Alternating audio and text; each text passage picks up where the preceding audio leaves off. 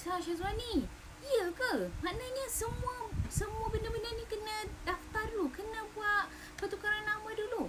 Maksudnya lori wak ayah saya tu, kereta wak ayah saya tu memang kena pergi pejabat pusaka dulu ke?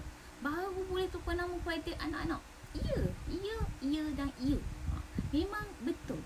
Apa-apa urusan sekalipun kita kena urus secara ada prosedurnya. Prosedurnya. Jadi kita tak boleh nak kata, oh aku nak lori ni lah, aku nak kereta ni lah, aku nak motor ni lah, aku nak itu, aku nak ini. Tapi kita tak buat benda-benda, kita tak lakukan apa-apa transaksi pun. Jadi itu masih lagi nama si mati. Bermakna itu masih hak milik si mati. Ia bukan hak milik anda, walaupun secara syariahnya